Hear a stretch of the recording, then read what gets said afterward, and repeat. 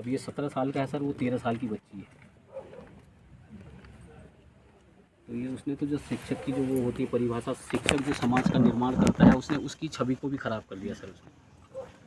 शिक्षकों से लोग प्रेरणा लेते हैं, एक अच्छा समाज शिक्षकों से तैयार होता है, लेकिन आज उसने जो है एक चलिए, तो देखा जाए एफआईआर तो कल धाराएं हो गई बयान हो गए ना उसके, कोर्ट में हो अब गए तो ना, जैसे तो जैसे जो बयान बात होते जाएंगे कोर्ट में वैसे वैसे अगर कोई टोटल धारा जुड़नी हो जुड़ जाएगी। ना बिल्कुल सर। अभी तो उसमें उसका तो मतलब ही उसका एफआईआर होता है जी कि जिसमें जो पहली तहरीर आई है उसके आधार पे फिर जैसे जैसे कोई अगर तथ्य निकल के आएंगे धाराएं अपना जुड़ती रहती हैं। ना बिल्कुल, तो उसके तो आप बिल्कुल आश्वस्त रहिए कि किसी ने ऐसे तो जांच में कोई कॉम्प्रोमाइज ना नहीं बिल्कुल सर। बाकी पुलिस प्रशासन की भी कमियां रही हैं सर इसमें। मतलब पीड़ित परिवार जो बता रहा है कि उसमें कि जो है उसने चेस्ट में हाथ डाला, उसके बावजूद भी एफआईआर नहीं लिखी गई सर। उसके बयान में आ गया है ना, वो तो फिर कोर्ट के बयानों में आया होगा ना, अगर आ गया होगा तो फिर तो धाराएं जुड़ जाएंगी अपना। तो वो तो हो गया फाइनल, जो कोर्ट में बयान आ गए वो तो फाइनल बयान आ गए उसके। ना आ गए हैं मैम, वही बताना चाहिए। जब वहाँ हम लोग बैठे हैं सुबह से शाम तक, तहरीर आपने साइन करके दी होगी ना। बैठे थे शाम तक, हमें बिठाया गया, एफआईआर शाम को हमारी लिखी गई, सुबह से हम लोग बैठे थे। पीड़ित होने के बाद हम लोग बैठे थे और उसको जो है अग्रिम जमानत उसने जो है वो ले ली है, उसको मिल गई है बेल। ये चीज़ें हैं सर, क्योंकि हमारी प्रायोरिटी से हमारा जो है ये नहीं, हम चाहते हैं कि उस चीज़ के लिए इसकी जांच हो। खुद तुम्हारे ऊपर मानहानि का केस लगा देंगे। मतलब हाँ, वो सर खुद कह रहे हैं, ये परिजन। हाँ, मेरी बच्ची पढ़ती है वहाँ 8th क्लास में, तो वो खुद ही बता रही थी कि सर हमारी क्लास में आ रहे हैं और ऐसे कर रहे हैं कि गायत्री अपनी मम्मी को घर में जाके समझाना, नहीं तो हम तुम्हारे ऊपर मानहानि का केस लगा देंगे। मतलब बच्चे, एक गलती तुम करो और फिर बच्चों को भी डराओ। मतलब बच्चा क्या जानेगा मानहानि का केस? बच्चों को तुम पढ़ाने आ रहे हो या फिर मतलब बच्चों को यहाँ डराने आ रहे हो? वो है नियमित टीचर है जी। और सर एक बात और हुई थी कि जब मतलब शिक्षकों को पता चला कि इनके साथ ऐसा हुआ है तो उन्होंने वहीं पर समझौता कर लिया। हाँ, अभी तो उसके घर अब गए तो हैं। एफआईआर हो गई है, अब तो इन्वेस्टिगेशन होगा, इन्वेस्टिगेशन जो निकल के आएगा तो वो तो क्लियर है उसमें। तो हाँ सर, कुछ लापत जैसे अब बच्चा जो चीज़ कोर्ट की निगरानी में आ गए फिर उसमें तो सर, फिर वो तो विद्यालय में इतना बड़ा मतलब एक बच्चे के पास जूते नहीं होते तो शिक्षक जो होते हैं घर में फ़ोन करके बोलते हैं बच्चे के पास जूते नहीं है, और इतना बड़ा जो घटना होगी सर, स्कूल लेकिन वालों ने शिक्षकों ने हमसे परिजनों को फ़ोन तक नहीं किया। बताओ इतनी बड़ी कमी है, बताओ परिजनों को बताया नहीं, बिना नाबालिगों के साथ बुला के इनके सिग्नेचर करा के, एक बुढ़िया के साइन करा के घर में, इनकी जो दादी है जो कम से कम 85 प्लस है, उनके सिग्नेचर करा के जबरदस्ती, और उसमें वो दुष्प्रचार कर रहा है। मैं तो पूरे स्कूल को कहूँगी, क्योंकि टीचर जितने हाँ, लेडीज टीचर उसमें हैं एक टीचर दोषी उसमें नहीं है, मैं बल्कि पूरा सारी स्कूल ही लेडीजों को दोषी है। बता के रखा कि मैम मेरे साथ ऐसा हुआ, लेकिन हमें कह रहे हमारे बच्चे पढ़ते हैं वहाँ। मेरी लड़की ने खुद बताया, उली सर है वहाँ, उनको बताया, उन्होंने कहा मैं इस चीज़ में नहीं कर सकता क्योंकि ये लड़की का मामला है, स्कूल में जो टीचर हैं अध्यापिका हैं वो बात करेंगी उनसे। उस लड़की ने बताया कि मैम मेरे साथ ऐसा हुआ। फिर भी मैंने शुक्रवार को बात करी, मैंने कहा सर ऐसी ऐसी बात हुई है, आप हमें बताइए। बोले नहीं, खाली अफवाहें फैल रही है, आप सबूत लेके आओ, आप सबूत लेके। मैंने कहा सर सबूत हम लेके आए। कल हम पेरेंट्स से मीटिंग थे तो पेरेंट्स से मीटिंग में भी चले जिस समय आप लोगों ने कभी इन्वेस्टिगेशन में बुलाएंगे बयान के उस समय आप दीजिएगा। जी जी जी ठीक है, ये सब चीज़ें तो जब विवेचना होगी उस समय सब निकल के आ जी जाएगा। जी। और अगर कहीं कोई ऐसे हुआ है, लापरवाही हुई तो हम देखेंगे, तो हमारा कर्मचारी है उसको करेंगे। मतलब अभी स्कूल में जा रहे हैं।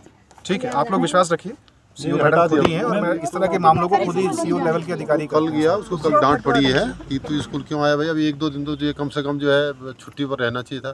फिर उसको हमने उसको अटैच कर दिया, हमने जो है खंड शिक्षा अधिकारी कार्यालय पार्टी बच्चों को जो पार्टी अटैच कर दिया। बाराकोट क्षेत्र के एक स्कूल का एक मामला था जिसमें आरोप लगे थे कि एक शिक्षक की ने छेड़छाड़ की है एक स्टूडेंट से। उस मामले में 21 सितंबर को लोहागढ़ थाने में एफआईआर हुई है, लेकिन पुलिस की कमज़ोर पैरवी मानी जा रही है और बेल मिल गई। पॉक्सो का मामला था। तो आज उस क्षेत्र के लोग, बाराकोट लोहागढ़ क्षेत्र के लोगों ने एजिटेशन किया है, कुछ आपत्तियां हैं। तो आपसे उनका क्या संवाद हुआ और किस तरह से इस मामले में न्याय दिया जाएगा? और देखिए, इसमें जो कंप्लेंट आई थी, कंप्लेंट के बेसिस पे एक एफआईआर लॉन्च की गई थी और एफआईआर में जो भी तथ्य निकल के आ रहे हैं उसके हिसाब से इन्वेस्टिगेशन की जा रही है। शायद पीड़िता के जो है बयान भी कोर्ट में हो चुके हैं और उस कोर्ट में जो कुछ नए तथ्य अगर निकल के आएंगे तो उसी हिसाब से वो जो है हमारी धाराएं भी उसमें एफआईआर में जोड़ी जाएंगी। जहाँ तक प्रश्न जो है बेल का है तो वो तो एक न्यायिक प्रक्रिया है और उसमें अगर लगता है कि उसमें कुछ अपील की आवश्यकता है तो फिर हम अपील का भी प्रयास करेंगे। ये निश्चित किया जाएगा कि साहब अगर किसी को भी बचाने का प्रयास नहीं किया जा रहा है तो हम प्रयास कर रहे हैं कि जो एक्चुअल घटना हुई है उसके आधार पर सबको न्याय मिल सके। नमस्कार, मैं चंद्रशेखर जोशी, देवभूमि टुडे में आपका स्वागत है। पश्चिम बंगाल की राजधानी के मेडिकल कॉलेज में एक पीजी की ट्रेनी डॉक्टर के साथ जो कुछ हुआ, पूरे देश ने वो घटना देखी। उस दुर्दांत घटना का वाकया पूरे देश की चिकित्सा व्यवस्था पर डॉक्टर्स के आक्रोश के चलते असर पड़ा और उनकी नाराज़गी स्वाभाविक थी। पीजी कॉलेज की डॉक्टर की दुष्कर्म और उसके बाद हत्या, बहरहाल उस मामले में कानूनी प्रक्रिया तेज़ी से चल रही है, लेकिन दुष्कर्म के मामले, महिलाओं के साथ असुरक्षा का जो मामला है, ये केवल महानगरों की समस्या नहीं है, ये पर्वतीय क्षेत्र की भी समस्या है और पर्वतीय क्षेत्र में रिमोट एरियाज की भी समस्या है। आरोप एक विद्यालय में है, बालाकोट क्षेत्र का एक स्कूल में पढ़ने वाली एक नाबालिग बच्ची। आरोप है कि उस बच्ची के साथ उस विद्यालय के एक शिक्षक ने छेड़छाड़ की। मामला 7 सितंबर का बताया जाता है, लेकिन उसमें जो लीगल प्रोसेस था, जो फर्स्ट इंफॉर्मेशन रिपोर्ट थी, वो 14 दिन बाद लोहाघाट थाने में लॉन्च हुई।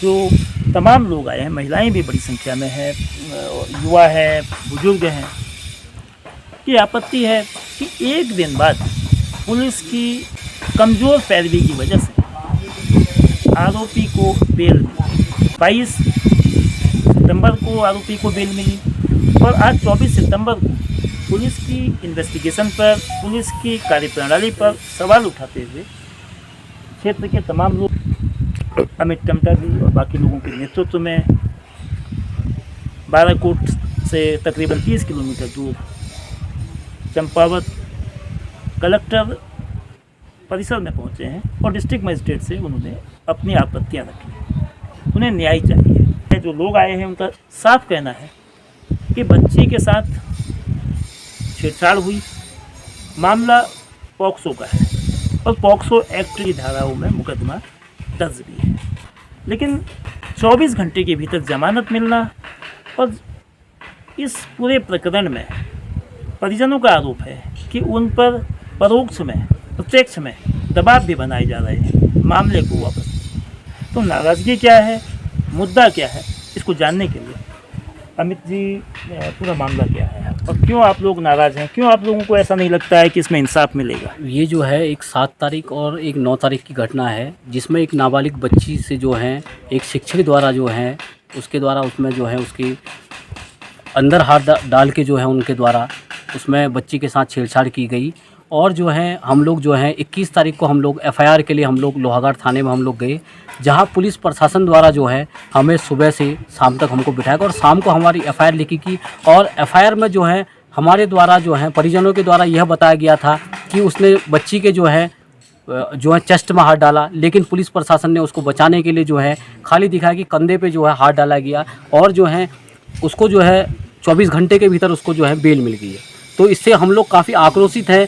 अगर वो जो है कभी विद्यालय में घूम रहा है, कभी हर जगह घूम रहा है, और जो पीड़ित परिवार है, नाबालिग 2 भाई बहन हैं और एक बूढ़ी दादी हैं, और जो है काफ़ी वो लोग जो हैं परेशान हैं और काफ़ी भयभीत है उन लोगों से, वो खुला घूम रहा। तो हम लोग ये मांग करते हैं कि जो है उसकी पुनः जो है उसकी गिरफ्तारी होनी चाहिए और पुलिस प्रशासन की जो कमियां यहाँ पर रही हैं, जिन्होंने जिन धाराओं में मुकदमा दर्ज होना चाहिए वो धाराएं जो है उसमें उल्लेखित नहीं की गई, तो हम लोग पुलिस प्रशासन के खिलाफ भी हम लोग यहाँ पर आज जिलाधिकारी महोदय को हम लोग ज्ञापन देने यहाँ पर आए हुए हैं। और हम लोग ये चाहते हैं कि इसकी जाँच जो है उच्च स्तरीय जाँच हो और जो जाँच अधिकारी जो हमारे यहाँ पर जाँच कर रही हैं वो इस मामले को जो है प्रायोरिटी से जो है हमारा इस मुद्दे को नहीं ले रही हैं। बाकी जो ये मामला है ये एक अनुसूचित जाति की बालिका के साथ ये प्रकरण हुआ है। इसके बताने के बाद भी इन्होंने बताया कि जो है ये बालिका अनुसूचित जाति की है, लेकिन पुलिस प्रशासन द्वारा जो है इसको न लिखा गया उसमें कि ये एक अनुसूचित जाति की बालिका है, क्योंकि ये अब हम लोगों ने जो है माननीय जिलाधिकारी महोदय को ज्ञापन दिया है कि आप लोग जो है इसकी उच्च स्तरीय इसकी जाँच करवाइए। इसके लिए हम लोग अगर इसमें हमारी अगर कार्रवाई नहीं होती तो हम लोग जो है आंदोलन के लिए भी हम लोग बाध्य होंगे। क्यों जो महिला सुरक्षा को लेकर तमाम दावे केंद्र से लेकर राज्य तक, राजधानी से लेकर जिले मुख्यालयों तक और शहर से लेकर गांव तक दावे की जाती है, ऐसा क्या हो गया है कि स्कूल परिसर में जो गुरु और शिष्य के जो रिश्ते होते हैं बड़े पवित्र रिश्ते होते हैं, ज्ञान को आदान प्रदान के रिश्ते होते हैं, तो ये जो आरोप लगे हैं, ये आरोप जब लगे तो आप लोगों ने क्या रिएक्ट किया, कहाँ मतलब शिकायत करी, अपने क्षेत्र में इस मसले को बात करी और पुलिस में गए या पुलिस के अलावा भी कहीं? सर मुझे तो मेरी बेटी के द्वारा बताया गया कि मम्मी स्कूल में ऐसी ऐसी घटनाएं हो रही हैं। फिर मैंने स्कूल में फ़ोन किया शुक्रवार को, तो जो वहाँ के स्कूल के टीचर हैं उनसे बात हुई, तो वो उनका कहना ये है कि ये अफवाहें हैं, ये अफवाहें फैलाई गई हैं और ऐसी कोई बात नहीं है। यदि ऐसी कोई बात होती तो हम आपको बताते। मैंने कहा सर ऐसी कोई बात होती, आज तक तो स्कूल में कोई ऐसी बातें हुई नहीं है फ़िलहाल, और मेरी बेटी झूठ नहीं बोल रही होगी। और स्कूल में लड़की ये कह रही थी कि मैंने सब कुछ बता रखा है, और जो वहाँ का लेडीज टीचर हैं उनको भी लड़की ने बताया, जो ये लड़की हमारी, इसने बताया था कि मैम हमारे साथ सर ने ऐसी ऐसी छेड़खानी करी है। और क्या कहते हैं, मतलब मैं तो पूरे स्कूल को ही दोषी मानूंगी, क्योंकि मतलब जैसे छोटी छोटी घटनाएं होती, कोई बच्चा पेंसिल नहीं लगेगा उस पर तो आप हमें नोटिस डालते हैं। जब इतनी बड़ी दुर्घटना हो गई स्कूल में, मतलब घटना ही लगा लो, हमारे बच्चे वहाँ मतलब डर रहे हैं, स्कूल जाने से डर रहे हैं। मतलब वो कह रहे हैं मम्मी हम स्कूल कैसे जाएं। और दूसरी यह है कि बच्चा स्कूल में जाने के बाद फिर मतलब जो दोषी टीचर हैं ये कह रहे हैं बच्चों से अपने माँ बाप को घर में समझाना, नहीं तो मैं मानहानि का केस लगा दूंगा। मतलब सर हमें सुरक्षा दी जाए, अब हमारे बच्चे सुरक्षित नहीं हैं इस स्कूल में। शिक्षण संस्थान है, स्कूल कॉलेज है, वो ज्ञान के केंद्र है। वहाँ पढ़ाई लिखाई और भविष्य के निर्माण का एक पवित्र स्थल है। लेकिन जब इस तरह की वाक़ये होते हैं, ऐसी उंगलियाँ उठती हैं, आचरण पर उंगली उठती है, तो विश्वास की कमी आती है पढ़ने वाले और पढ़ाने वाले के बीच। अगर उस विद्यालय में इस तरह का कुछ हुआ है, जैसे आरोप लगे हैं कि एक शिक्षक ने एक नाबालिग छात्रा के साथ छेड़छाड़ की है, तो ये वाकई बेहद गंभीर प्रकरण है। और इस मामले पर दूध का दूध और पानी का पानी, न्याय का तकाजा है। न्याय न केवल हो, दिखे भी और तेज़ी से हो। शिक्षा विभाग ने जो मुख्य शिक्षा अधिकारी हैं, उन्होंने उस आरोपी शिक्षक को उस विद्यालय से अन्यत्र संबद्ध कर दिया है। और डिस्ट्रिक्ट मजिस्ट्रेट ने भी अपनी ओर से, पुलिस की ओर से जो पैरोकारी है उसमें सभी पक्षों को, उसमें न्याय की किसी तरह की अनदेखी न हो, ये निर्देश पुलिस विभाग को दिए हैं। जो भी निष्कर्ष जांच के बाद आएंगे उसके आधार पर आगे कार्रवाई होगी। लेकिन कम से कम इतना तो है कि उस क्षेत्र के लोगों में नाराज़गी है और वह उस पूरे प्रकरण में इस बात से आहत है कि न केवल घटना हुई है, बल्कि घटना के बाद परिजनों पर, क्षेत्र के लोगों पर इस बात का दबाव बनाया जा रहा है कि घटना को दबाया जाए। इस तरह के वाक्यों से महिला सुरक्षा के जो नारे हैं उन पर सवाल खड़ा होता है।